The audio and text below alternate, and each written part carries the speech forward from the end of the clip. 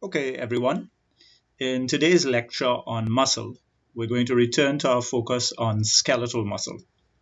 And rather than looking at individual muscle cells or muscle fibers and the different molecular mechanisms responsible for contraction, we want to look at whole muscles now, for example, your biceps or your triceps, and look at some principles about how whole muscles behave and how strength of contraction can be regulated. So this session is entitled Biophysical Principles of Skeletal Muscle Contraction. We have four broad objectives. We're going to classify muscles and their muscle fiber types and explain why this is important for different types of activity that people perform. Then there are a number of terms we want to define and explain the functional significance of these terms. Some of them you may know already. Terms like motor unit, muscle recruitment, muscle twitch, summation, and some may be unfamiliar to you, like TREP. We're going to talk about the length-tension relationship and other biophysical relationships in muscles. And we'll take a slight detour here just to remind you of why the length-tension relationship is not just important in skeletal muscles, but is also very important in cardiac muscles. And finally, I'll remind you of electromyography and its significance and how we can use it to assess muscle health and function. So let's dive in by looking at the types of skeletal muscle fibers. Up until now, we've been describing skeletal muscle fibers in a very generic way, assuming all are the same. But we now know that there are different skeletal muscle fiber types. Now, if you look at this image on your right, the right of your screen, you'll see two athletes. The athlete to the left is a sprinter, and the athlete to the right is a long distance runner. And it's very obvious from looking at them that they have two different types of physique. The athlete on the left, Powell, he seems very strong and his muscles are bulging. They seem very powerful. The marathon runner from Kenya seems very slim. You can also see muscle definition, but his whole body type and his muscle mass seems much less than what you see in Powell. And what this tells us is there are actually two different types of muscle fibers in the human body, and they're adapted for different functions. These two fiber types are termed slow muscle fibers or fast muscle fibers, and the more appropriate term we can use is type 1 and type 2. The terms slow and fast speak about the muscle twitch, and so we talk about the slow twitch muscle fiber and the fast twitch muscle fiber. And we'll see what a muscle twitch is in a little while. Now, further research has also revealed that type 2 can actually be divided into two different types. There's type 2A and type 2B. Type 2, which remember is fast twitch muscle fibers, can be divided into fast oxidative and fast glycolytic. And we'll see exactly what that is in a little while. Now, most muscles have a combination of both types of muscle fiber, but one predominates depending on the function of the muscle. So if you need more slow, prolonged contractions that should not fatigue, you're going to have more of your slow type 1 fibers. But if you need very powerful bursts of contraction, then you're going to have more of your type 2 fibers. Now, what's responsible for the difference in these fibers? Well, one of the more important things is the fact that the myosin ATPase head of the different types is a different isoenzyme. What that means is it's the same enzyme myosin ATPase, but it has slightly different molecular configurations. And this regulates the speed at which it can generate the cross bridge and excitation contraction coupling. Therefore, the enzymes that lead to cross bridge cycling in a slower manner produce our type 1 slow fibers, whereas the enzymes that produce a fast power stroke produce our type 2 fibers. And so again here we can see that the maximal shortening velocity for the type 1 fibers is much slower than that found in 2A and 2B, with 2B having the fastest shortening velocity, which again would suggest that this can generate rapid, powerful contraction. And so you can see that the type 1 fiber is slow and oxidative, and it's used a lot in marathons. The type 2B fiber is our powerful muscles used for sprinting. And for intermediate distances, you find that it's good to have a lot of the type 2A fibers, the fast oxidative glycolytic fibers. Now, these diagrams here demonstrate the histological properties of the different fibers in the muscle. The best way to remember this is to understand their different functions, and then you can actually work out the different features of the muscle type. So if we remember that our type 1, our slow fibers, are designed to resist fatigue and to allow us to have contractions over a long period of time, we can then start to realize, well, those fibers should have a rich supply of blood, and there should be a dense capillary network. Those fibers should have a lot of oxidative enzymes responsive for oxidative phosphorylation. Those fibers don't need to generate as much power, so they'll be smaller in diameter because they don't have as many myofilaments. When you now look at the other fibers, the fast twitch fibers, well, they're going to be a little less pale because they don't need as much oxygen. They're depending on glycolytic enzymes, so they're going to be lots of glycolytic enzymes. And so once we remember the function of the different fibers, we can work out their features. And so the features then become obvious. The slow type 1 red oxidative fibers are small in diameter. They don't generate as much force. They have an extensive capillary network to supply oxygen and remove the waste products like lactate. There are large numbers of mitochondria because of oxidative phosphorylation. There's a high concentration of myoglobin. They're red in appearance because of the presence of the capillary beds, and they're adapted for prolonged continuous muscle activity, support against gravity, or muscles of posture, and also events like the marathon. The fast type 2 white glycolytic fibers will be much larger in diameter to generate force. They'll have an extensive sarcoplasmic reticulum, so there can be a rapid release of calcium to bring about that rapid contraction. They'll have large numbers of glycolytic enzymes to generate the energy necessary for that rapid contraction. There will be less mitochondria. There'll be more glycogen to provide the energy for that contraction. And they're adapted for rapid and powerful muscle contractions, sprinting, jumping, lunging, those types of things. And of course, our intermediate type fibers, the type 2A, will be somewhere in between, having a mixture of both types of properties. So what determines what type of muscle fibers you have? Well, we've already said that most muscles have a combination of both, but the actual combination is determined by genetics.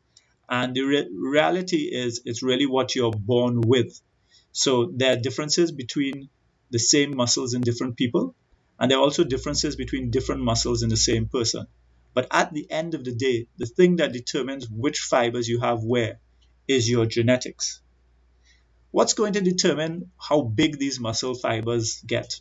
Well, again, it's going to be genetically determined, but you can influence that by training. Training produces hypertrophy of your muscles, and therefore what's actually taking place is your muscle fibers are getting larger. And this hypertrophy allows these muscles to function better. It also increases capillary networks in the muscle, allowing more oxygen to be delivered to the body and to the muscles where needed.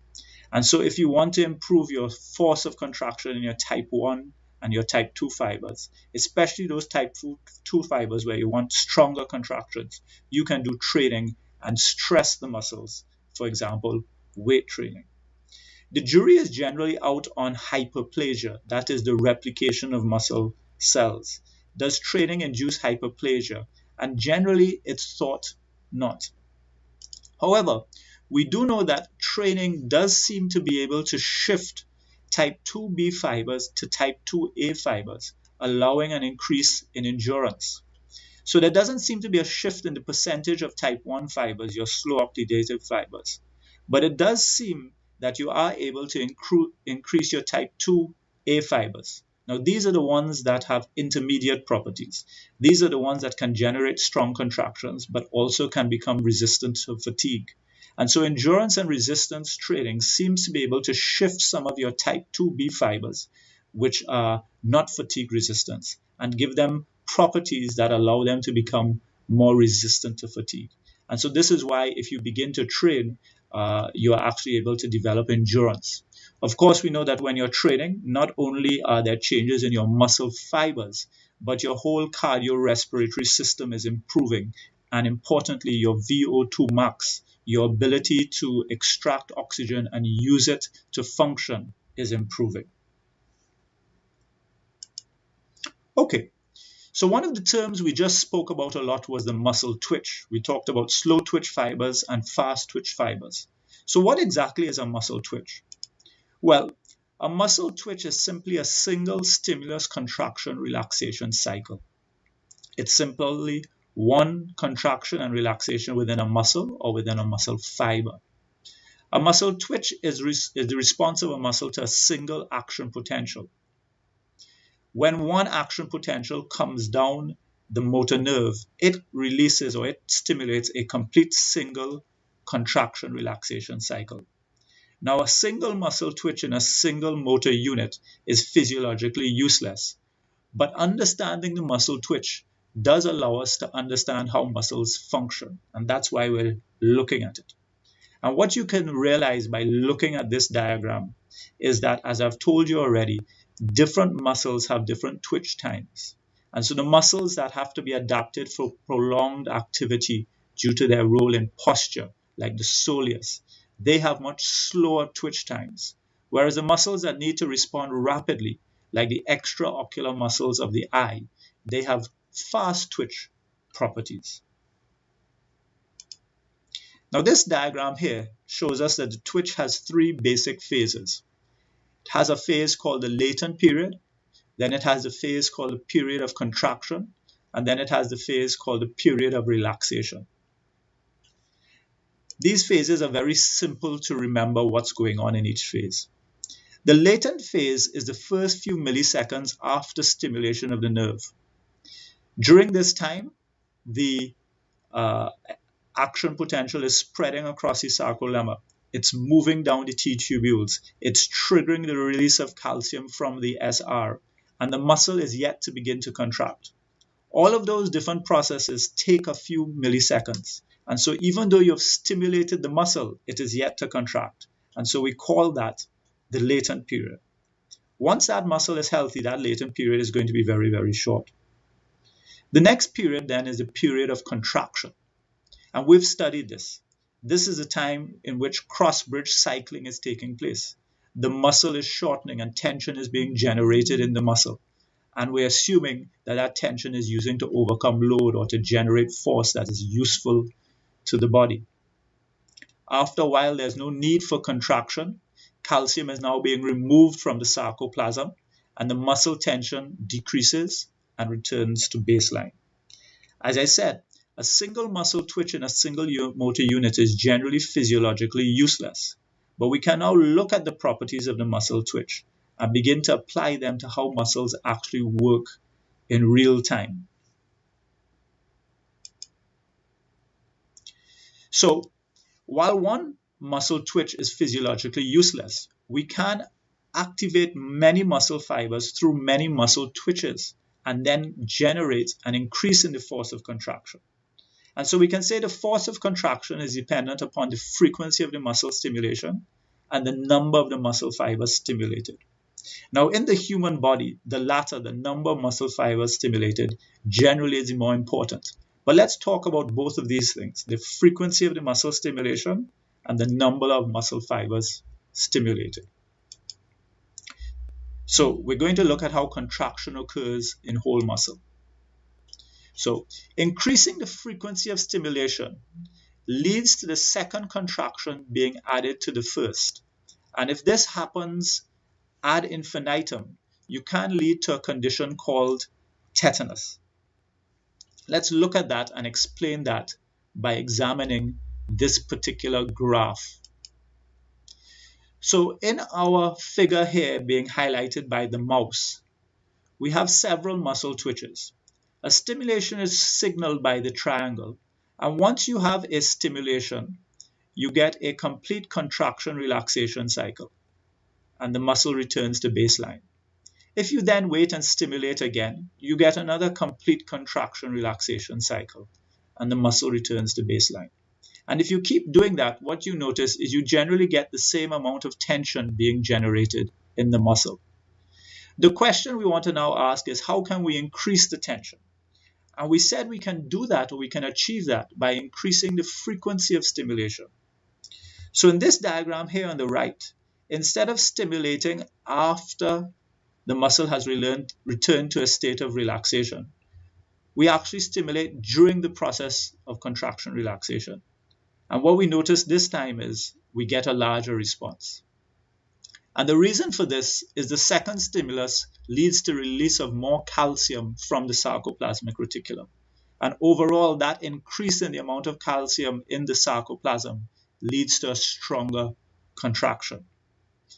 Now, if we keep repeating this process of increasing the stimulation time, reducing the stimulation time, what you see is slowly the strength of contraction gets stronger and stronger as we increase the number of stimuli.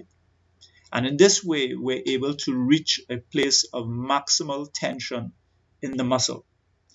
This process of increasing stimulation is called summation, and is very similar to the process of summation that we saw in nerves, in CNS integration and regulation.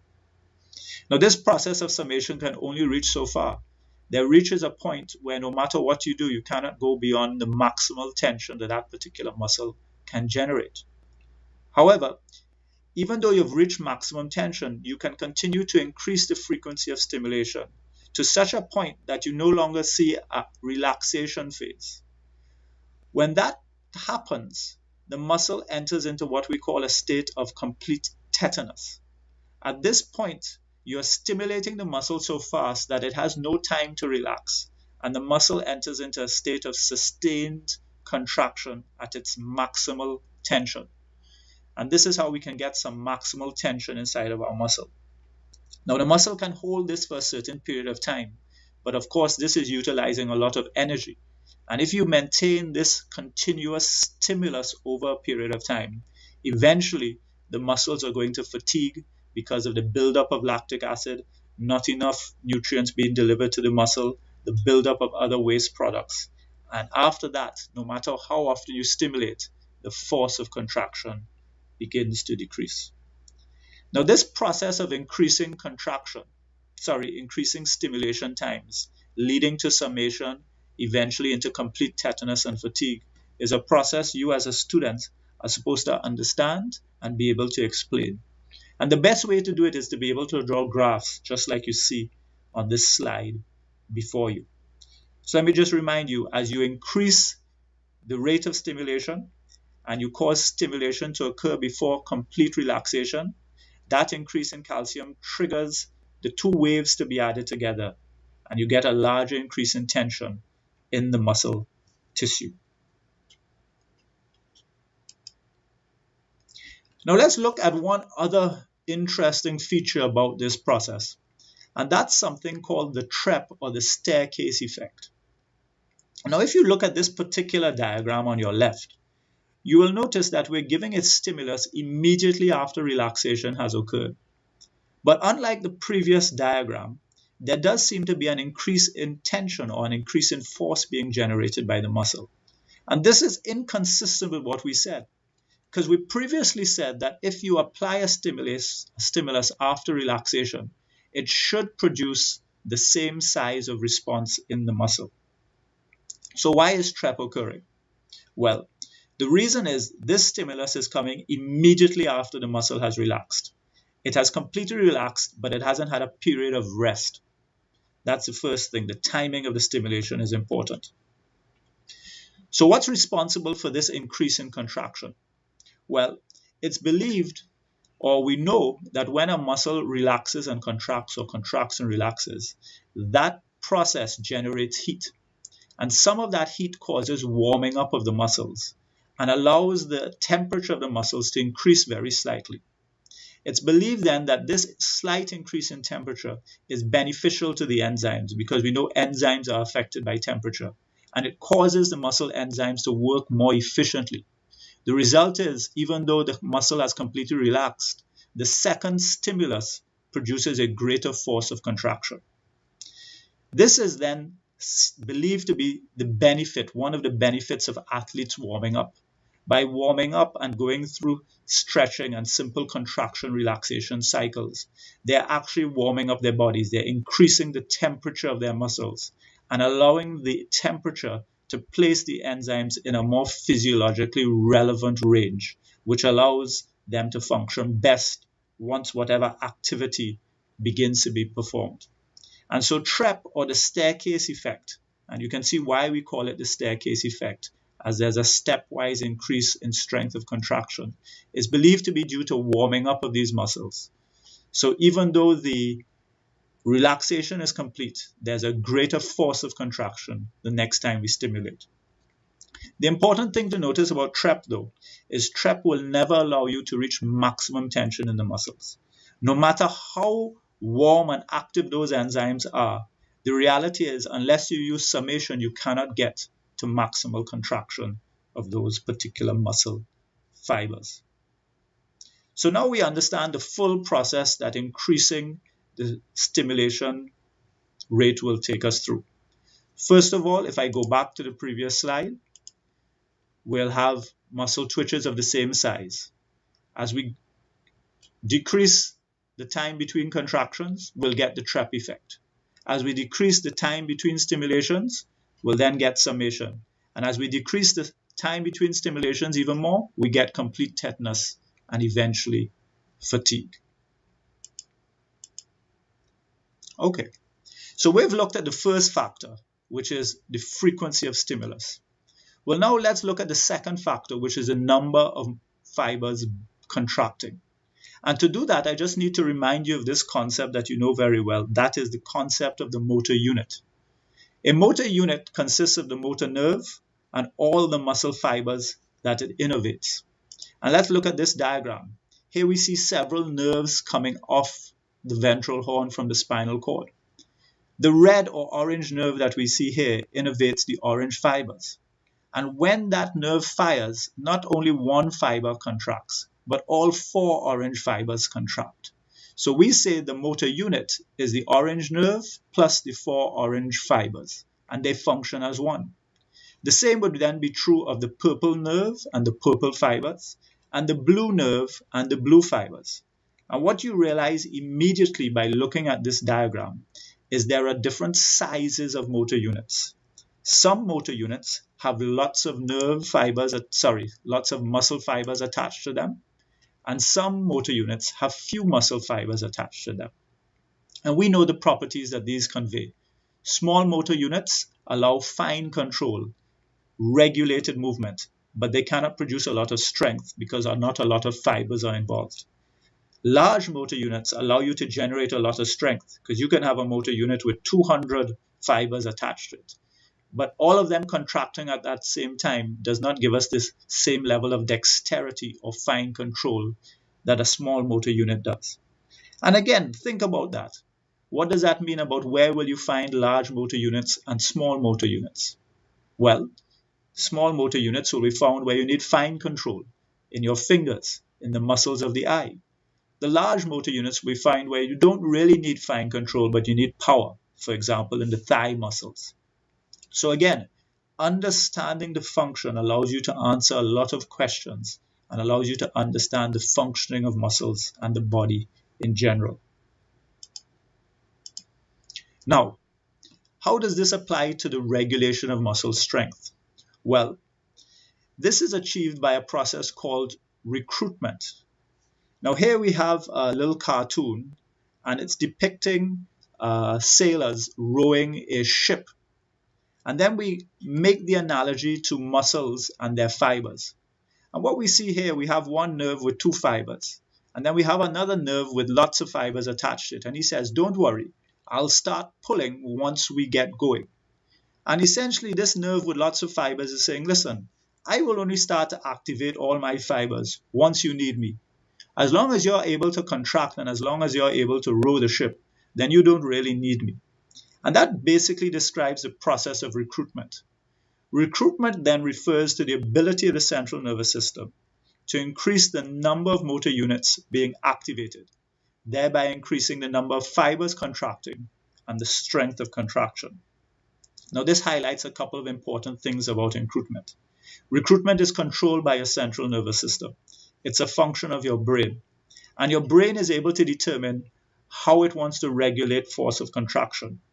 And what recruitment says is that if you need a small force of contraction, what the brain will do is it will activate the small motor units. And as you need greater and greater force of contraction, the brain will progressively start to recruit larger motor units until it's recruited all the motor units supplying a particular muscle. So imagine your biceps, you want to pick up a feather. You're going to use your biceps. Your brain isn't going to activate every single muscle fiber necessary in the biceps. It'll activate the small motor units in the biceps. But if you're going to pick up a 50-pound weight, the brain works out it needs a lot more force, and therefore it activates a progression of motor units. So this is demonstrated here in this diagram, and it's dictated by something that we call the firing threshold of the motor units and the all or none principle. And basically the firing threshold is this, that either you have a particular stimulus voltage that will activate the motor unit or it won't activate the motor unit. And the smaller motor units have a lower firing threshold than the larger motor units. So when the brain sends a small signal or a lower threshold signal to the muscle, only the small motor units respond. But as larger signals are sent, this increase of signaling to the muscle leads to the greater recruitment of larger and larger motor units, which, as you see, leads to greater and greater tension being generated within the muscle. So we can say each motor neuron has its own threshold potential for firing action potentials. A muscle's activity varies with the number of motor units that are recruited. Weak stimuli will activate the small motor units, which have a low threshold, whereas stronger stimuli will then activate the larger motor units, which have a higher threshold. And again, you can see this diagram here explaining that. A low stimulus might activate no muscle motor units. When you hit threshold, you start to activate first small motor unit. You get a small increase in tension. By the time you get a very big stimulus voltage to the nerve, you activate all the motor units and you get maximal muscle contraction. And importantly, that process of recruitment, I'll repeat, is controlled by the central nervous system. Okay, so we've looked at two ways in which we can regulate the strength of contraction in a muscle. We looked at the fact that you can increase the stimuli, the number of stimuli coming to that muscle. And we've looked at the fact that you can increase the number of motor units being recruited. And actually, in humans, recruitment is the primary way in which we change force of contraction. But let's look at one other way which can change the strength of a contraction. And that's something called a length-tension relationship. So for a single muscle fiber, the amount of tension generated depends upon the number of cross-bridge interactions. So remember that myosin and actin overlap. And the more they interact, the greater the tension that takes place. But the process of overlapping is dependent upon the starting length of the muscle. So if we look at this diagram, we see that if a muscle is too short when it first starts to contract, you get less force of contraction. If a muscle is too long when it first starts to contract, you get less force of contraction. But there's an optimal length for the muscle to be at, which produces maximum contraction. And this is actually dependent upon the size of the sarcomeres. And that's why we've measured it in this diagram by actually looking at the sarcomere. And we find that the maximum or the best length for maximum contraction occurs when a sarcomere is around 2.1 to 2.2 microns. And at this stage, what you notice, it allows maximal overlap of the thick and thin filaments. When you stretch the muscle too much, its starting length, you see we have very little overlap here. And this means you generate less force. When the muscle is too short, even though you have lots of overlap, the fibers hit the Z lines and they bounce into the other proteins, and you cannot generate as much force. And so in order for muscles to contract best, their starting length has to be at the appropriate starting length. Now, this is achieved in the body by the arrangements of the bones, tendons, and connective tissues. And what it actually achieves is that essentially it ensures that your muscles are never too short or never too long. You think about how your body is arranged and you realize that no muscle is generally overstretched. And so as this applies to skeletal muscle, it's not usually a big issue. However, we can say that there is one muscle type where this can become very important, and that is in the case of the heart. In the case of the heart, the thing that determines the starting length of the heart muscle is the end diastolic volume, how much blood is left in the heart. And the heart muscle is set up because of something called the ejection fraction to ensure that when a lot of blood comes into the heart, the end diastolic volume increases, so the heart stretches more, and that leads to a greater force of contraction, pumping more blood out of the heart. And this ensures that the pump is always working.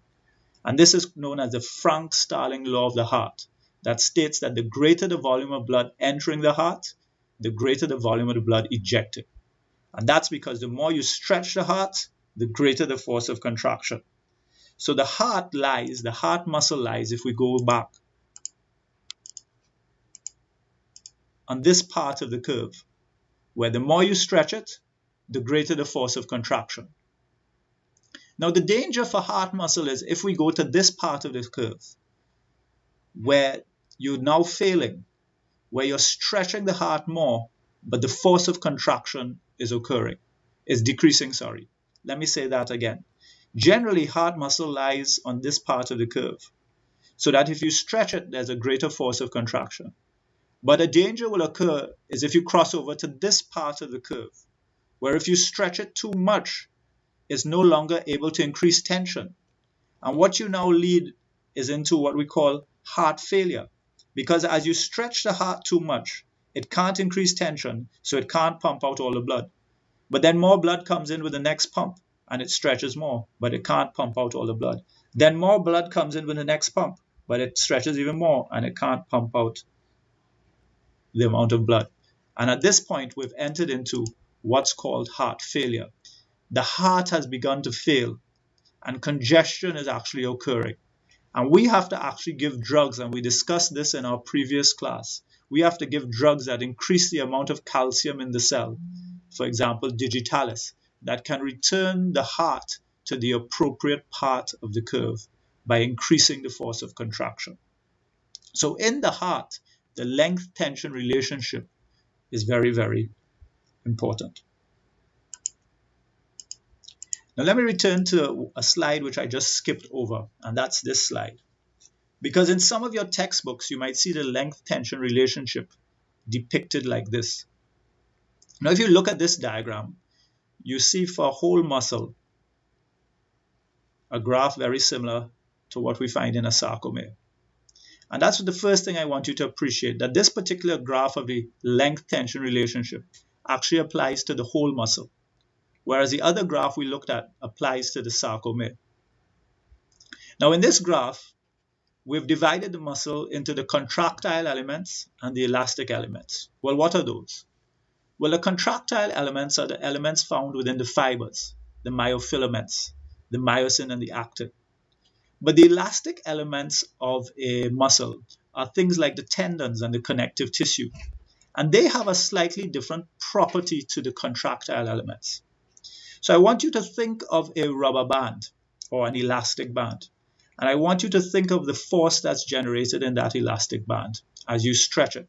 Initially, when the elastic band is slack and you stretch it, there's absolutely no force generated as long as it remains slack. But once it almost reaches its maximal length and you begin to stretch, then you get recoil, then you get a force generated. So for the elastic elements of a muscle, they behave like an elastic band.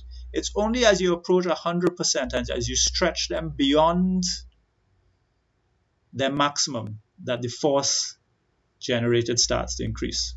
And so the elastic elements of the muscle are represented by this graph here, whereas the contractile elements of the muscle are represented by this graph here. And if you put them together, you get a graph that looks something like this.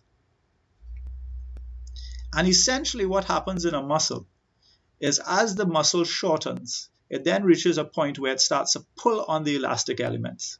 And then only when the elastic elements are fully stretched does it then start to move the bone or lift the weight that you want it to lift. And so muscles go through a series of phases in order to actually move something. And we're going to look at that now in some more detail. So if you see this diagram, I don't want you to be confused and say that, well, this diagram is not the same as this diagram. This diagram is primarily focusing on the sarcomere and it's not looking at the elastic elements within a whole muscle. This diagram is looking at the whole muscle with all the sarcomeres functioning as the contractile elements. But it also includes the elastic elements of the muscles, the connective tissue, the tendons, and they behave like an elastic band. As you stretch them past 100% of their starting length, that's when you get most force being generated.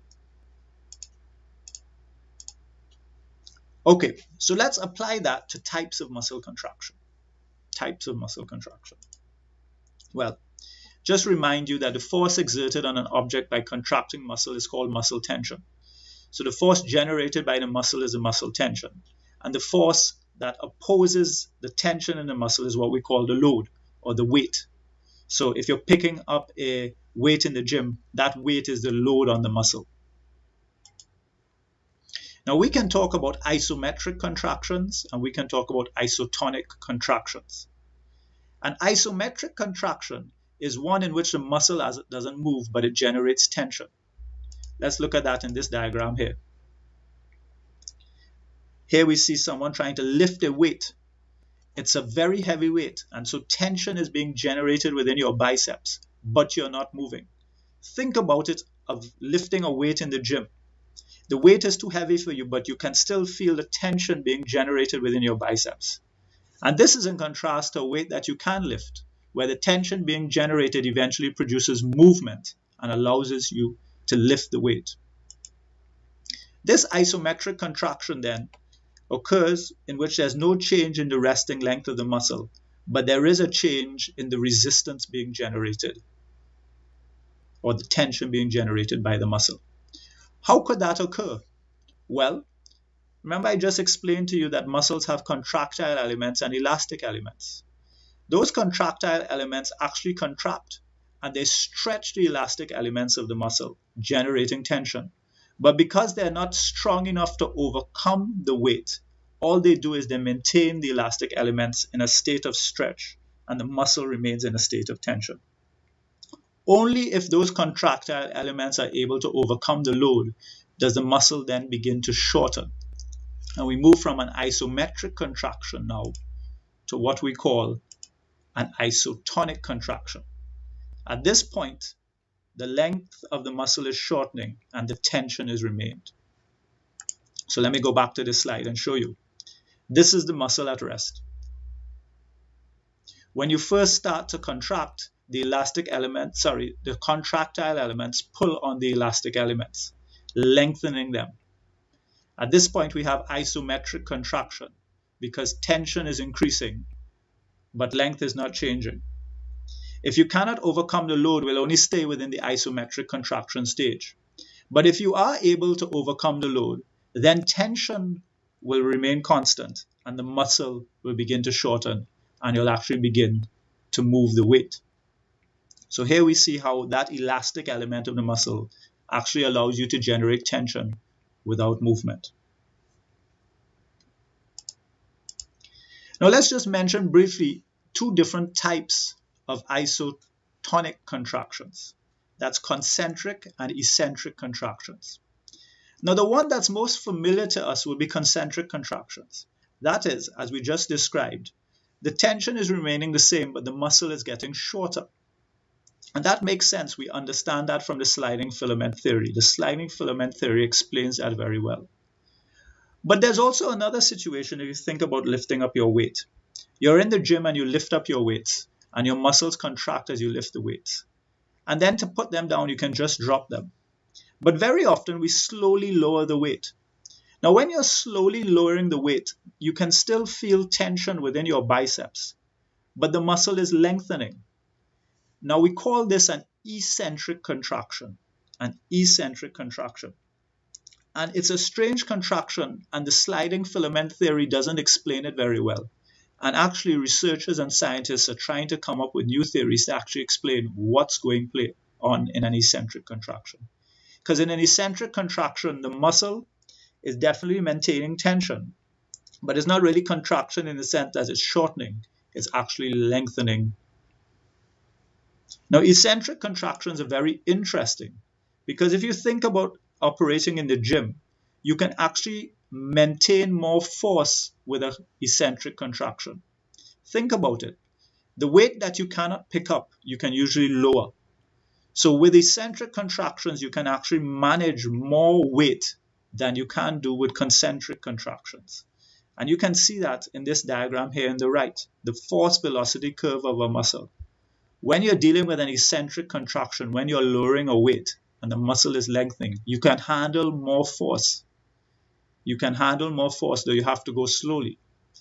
When you now get into concentric stage, you can generate a stronger contraction, but it's over less force.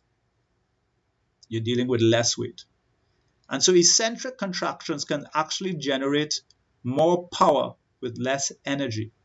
And so it's now believed that eccentric contractions can generate a lot of muscle growth.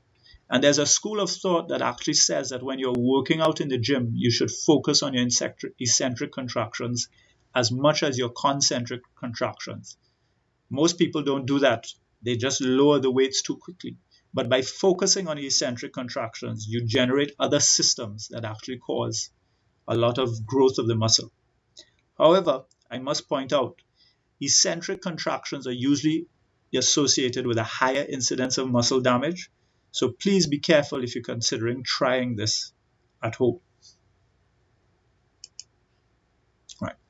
So now we've talked about some basic properties of muscles, how they function as a whole. Let me remind you that one of the ways in which we can assess muscles is by looking at the electrical properties of the muscle, and that's called electromyography. And many of you may have done this in the lab already. Essentially, electromyography, we want to assess the health of the muscle tissue and allow us to also assess the nerves of the muscle tissue. And to do this, we can insert a needle into the muscle, or we can put an electrode on the muscle. And then we ask the muscle to contract, and we record the action potentials generated by the muscle contraction. What you see here in this diagram is a needle electromyography. We have our different electrodes, and we're inserting the needle into the muscle. And what we're going to record is what we call the motor unit action potential. Remember, we're not going to just record the action potential from one fiber, but we're going to record the action potential of all the fibers firing at the same time, because that's how motor units work. And so this action potential will look a little different from the traditional action potential, you know, that is associated with your nerves that we've studied before. You can see the different phases of the motor unit action potential here. It has an amplitude, which represents the force of contraction, and then it has an actual duration. Okay, and we can analyze these properties to give us the strength of contraction. Sorry, let me say that again. We can analyze these different properties of the motor unit action potential to understand the health of the muscle. And as a muscle goes through a state of contraction, you'll see a few motor unit action potentials to a state where you have lots of motor unit action potentials firing at the same time. And this is what really allows us to tell the health of the muscle.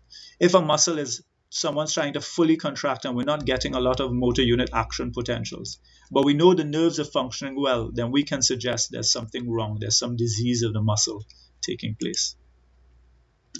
So electron myography is used with nerve conduction velocity studies to determine, is the problem with the nerve, or is the problem with the muscle, or is the problem with the synapse? Remember, someone may come to you and they may be complaining of muscle weakness.